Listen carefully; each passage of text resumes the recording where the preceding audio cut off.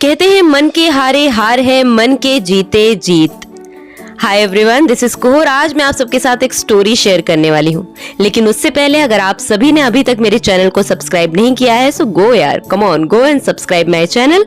And अगर आप सबको मेरी स्टोरी, ये कहानी अच्छी लगे तो अपने दोस्तों के साथ जरूर शेयर करें और अपना कीमती फीडबैक भी कमेंट बॉक्स में जरूर शेयर करें। तो चलिए स्टोरी शुरू करते हैं।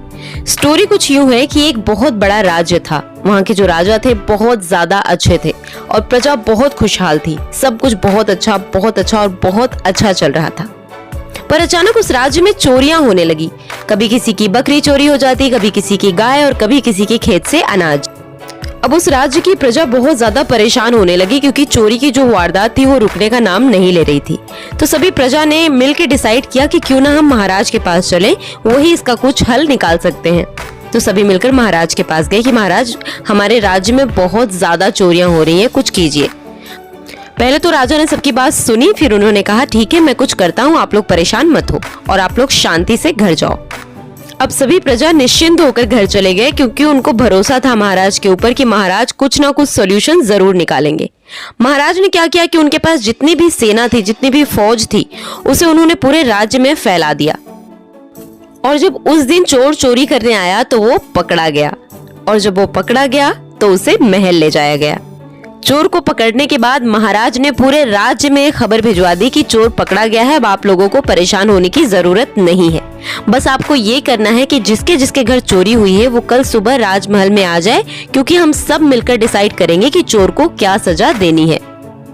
अब राज्य की पूरी प्रजा इस खबर से बहुत खुश हुई और सब ने डिसाइड किया कि कल हम सुबह राजमहल जरूर चलेंगे।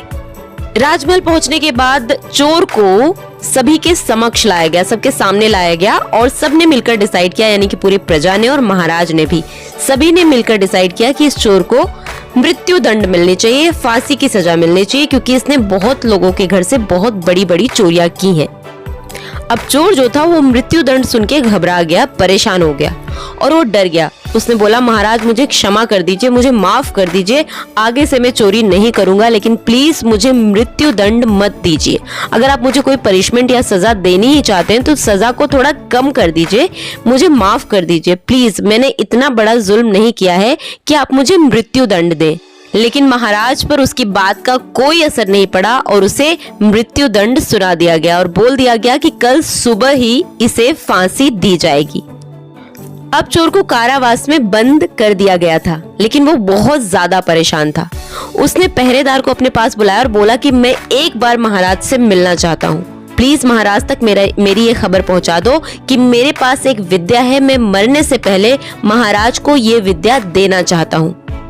उस विद्या का उपयोग सिर्फ कोई ईमानदार इंसान ही कर सकता है और महाराज से अच्छा और कोई नहीं है। मैं नहीं चाहता कि मेरे मरने के बाद वो विद्या समाप्त हो जाए, इसलिए मुझे एक बार महाराज से जरूर मिलना है, प्लीज प्लीज। उसने बहुत ज्यादा रिक्वेस्ट किया तो वो जो पहरेदार था वो महाराज तक ये खबर लेकर चला गया।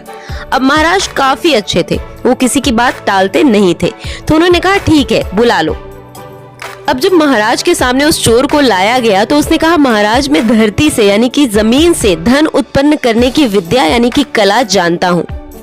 चोर ने मुस्कुराते हुए कहा, महाराज मुझे ये विद्या तो आती है, लेकिन मैं इसका उपयोग नहीं कर सकता क्योंकि मैं चोर हूँ और इस विद्या का उपयोग सिर्फ वही कर सकता है जो बहुत ईमानदार हो, और आपसे ज्यादा ईमानदार मुझे नहीं लगता कि कोई है। मैं चाहता हूँ कि इस विद्या की नॉलेज आपको हो और आप इस विद्या का उपयोग करें। महाराज ने कहा ठीक है। फिर चोर ने कहा, लेकिन महाराज इसका उचित वक्त सूर्योदय है, यानी कि कल सुबह मैं आपको ये विद्या दूंगा। इसके लिए मुझे कुछ चीजें चाहिए, साफ सुथरी जगह, थोड़ी सी जमीन और पूरा का पूरा सामान। उसने लिस्ट बना के दे दिया कि ये चीजें मुझे चाहिए। महाराज ने कहा ठीक है, तुम्हें सब कुछ कल सुबह मिल जाएगा। इतना कह के महाराज वहां से चले गए और चोर को फिर से बंदी बना लिया गया। सुबह का वक्त हुआ और सभी लोग वहां पर एकत्रित हुए जहां पर उस चोर ने जगह स्थान चुना था। उस स्थान को पूरा तैयार किया गया, जैसा जैसा उस चोर ने कहा वैसा वैसा महाराज ने करके उस जगह को, स्थान को तैयार करवाया। वहां पर राजगुरु थे, महारानी थी, सेनापति थे और सभी जो भी प्रजाजन थे वो भी वहां पर एकत्रित हो चुके थे। अब चोर को आगे बुलाया गया। चोर वहां पर बैठ गया कुछ अनाज के दाने लेके और उसने महाराज को आगे बुलाया। बोला, महाराज आप प्लीज यहाँ पर बैठ जाइए, हमें विधि शुरू करनी है। महाराज बहुत ज्यादा एक्साइटेड थे वो विद्या सीखने के लिए। महाराज आगे आके बैठ गए। चोर ने कहा, महाराज ये बीज अपने दाहिने हाथ में लीजिए और इस जमीन के नीचे गाड़ दीजिए। अब मैं जो आपको मंत्र बताऊंगा वो मंत्र बोलते हुए आपको ये जमीन के नीचे गाड़ देना है। लेकिन आप सावधान रहिएगा, क्योंकि ये बीज उसी के हाथ से काम करेगा जिसने आज तक कभी चोरी ना किया हो। तो महाराज ने कहा, 1 मिनट रुको, छोटी मोटी चोरियां तो मैंने भी की है बचपन में। तो चोर ने कहा कि नहीं महाराज, फिर आप इस विधि के लिए किसी और को बुलाइए। तो महाराज ने महारानी को बुलाया। महारानी जब आई तो उन्होंने कहा कि छोटी मोटी चोरियां तो मैंने भी की हैं, मैंने भी कभी कभार माँ के रसोई से लड्डू चुरा के खाया है। फिर चोर ने कहा, आप किसी और को बुलाइए महाराज, महारानी भी ये कार्य संपन्न नहीं कर सकती। फिर महाराज ने कहा, ठीक है, मैं अपने सेनापति को बुलाता हूँ, वो बहुत ही ज्यादा ईमानदार है। जब सेनापति को बुलाया गया तो सेनापति ने कहा, महाराज मुझे क्षमा कर दीजिए, छोटी मोटी चोरियां तो मैंने भी की है राज्य में। जब आप मुझे कंबल बांटने को देते थे तो 1-2 कंबल मैं चुरा के उसे अपने परिवार के लिए रख लेता था, तो शायद मेरे हाथ से भी ये कार्य ना हो, तो आप किसी और को चुन लीजिए। फिर राजगुरु को बुलाया गया और जब राजगुरु आए तो उन्होंने कहा कि बचपन में छोटी मोटी चोरियां तो मैंने भी की है। फिर चोर ने कहा, रुकिए महाराज, अगर यहाँ पर सभी चोर हैं तो अकेले मुझे ही मृत्युदंड क्यों दिया जा रहा है? अगर चोरी इतना बड़ा जुल्म है तो यहाँ पर उपस्थित आप सभी लोगों को मृत्युदंड मिलनी चाहिए, क्योंकि सिर्फ मैंने नहीं, आप सभी ने चोरियां की हैं। चोर की ये बात सुनकर वहां पर जितने लोग भी थे सभी जोर जोर से हंसने लगे और महाराज तो चोर की बात पे बहुत ज्यादा खुश हुए। इतने ज्यादा खुश हुए कि उन्होंने चोर को अपने राज्य का सेनापति नियुक्त कर लिया। तो इस कहानी से हमें ये सीख मिलती है कि चाहे जीवन में कितनी भी परेशानी क्यों ना आ जाए, हमें हार नहीं माननी चाहिए और तब तक हार नहीं माननी चाहिए जब तक कि हमें जीत ना मिल जाए। जैसा कि चोर ने किया, उसे मृत्युदंड मिलने के बाद भी वो प्रयास करता रहा कि कैसे मैं अपने मृत्युदंड को माफ कराऊं, और उसने करा लिया।